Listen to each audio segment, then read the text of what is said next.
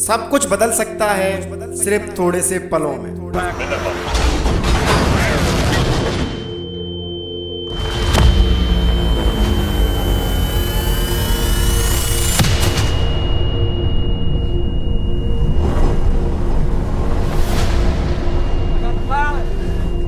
Somebody give me a hand here.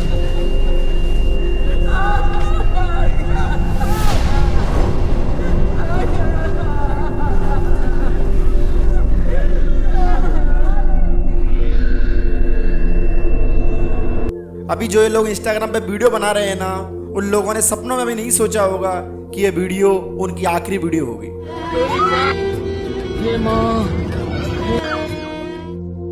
12 जून 2025 को अहमदाबाद से London के लिए एयर इंडिया की फ्लाइट उड़ती है और ठीक 30 सेकंड बाद खबर मिलती है कि फ्लाइट क्रैश हो चुकी है।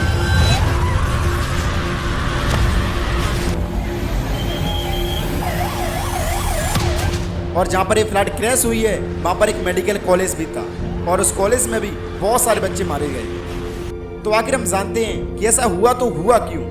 आखिर उस प्लेन में ऐसी कौन सी खराबी आ गई थी जिसकी वजह से 241 पैसेंजरों को अपनी जान देनी पड़ी? और आखिर ब्लैक बॉक्स खुलने के बाद क्या क्या पता चला, आइए जानते हैं हम इस वीडियो में।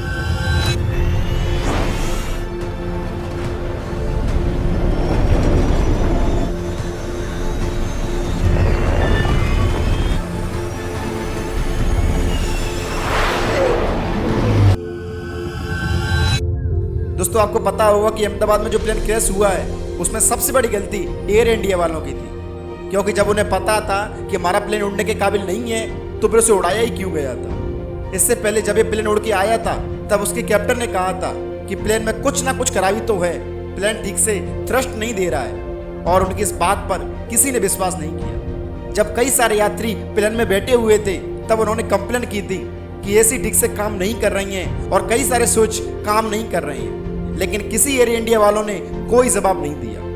हालांकि एयर इंडिया वाले लोग इस बात को दबाने की कोशिश कर रहे हैं और कह रहे हैं कि पायलट की गलती से प्लेन क्रैश हुआ है, और पब्लिक भी इस बात को मान रही है। तो मैं आपसे कह रहा हूं कि अगर इसमें पायलट की गलती होती तो ये प्लेन की नोक है ना, ये नीचे की ओर होती, लेकिन जब ये प्लेन क्रैश हुआ तब ये नोक ऊपर की तरफ थी। यानी कि ये पायलट की गलती नहीं है, और पायलट भी कोई छोटे मोटे खिलाड़ी नहीं थे, बल्कि सीनियर पायलट सुमित सरवाल को 8200 घंटों का एक्सपीरियंस था और उनके को पायलट एलिप कुंद्रा को 1000 घंटों से भी ज़्यादा एक्सपीरियंस था। तो इस बात का तो सवाल ही पैदा नहीं होता है कि इसमें पायलट की गलती थी। और जब ये प्लेन क्रैश होने वाला था तब पायलट ने मेडे मेडे चिल्लाया था। मेडे मेडे का मतलब होता है कि कोई बहुत बड़ी आपातकालीन स्थिति खड़ी हो गई है और जिसमें सब लोगों की जान जाने वाली है। सोशल मीडिया पर एक वीडियो बहुत ही तेजी से वायरल हो रही है जिसमें सब कुछ दिखाया गया है कि प्लेन कैसे टेकअप हुआ और प्लेन कैसे कुछ सेकंडों में ही आग का गोला बन गया। पब्लिक के द्वारा बताया जा रहा है कि प्लेन क्रैश होने का रीजन क्या था। लोगों का मानना है कि जब प्लेन टेकअप हुआ था तो उसके टायर वगैरह अंदर की तरफ नहीं गए थे, जिससे दुर्घटना हुई। और दूसरा रीजन ये बताया जा रहा है कि इंजन में थ्रस्ट कम था, यानी कि इंजन ने अपनी पूरी ताकत ही नहीं लगाई। जब एक प्लेन टेक ऑफ करता है तो वो पीछे से धक्का लगाता है, लेकिन इस AI-171 ने पीछे से धक्का ही नहीं लगाया, यानी कि इंजन में कुछ ना कुछ खराबी तो थी। और जब ब्लैक बॉक्स खुला तो सारी के सारे राज खुल गए। ब्लैक बॉक्स में एक साउंड रिकॉर्डर ने ये रिकॉर्ड किया।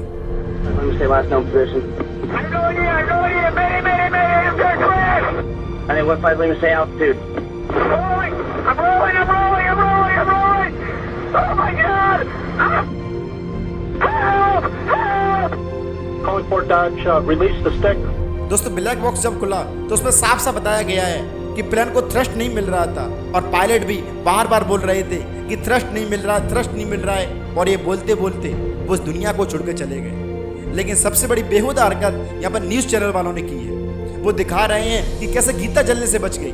वो ये नहीं दिखा रहे हैं कि इंसान जल गए, बल्कि वो पहले ये दिखा रहे हैं कि गीता बच गई।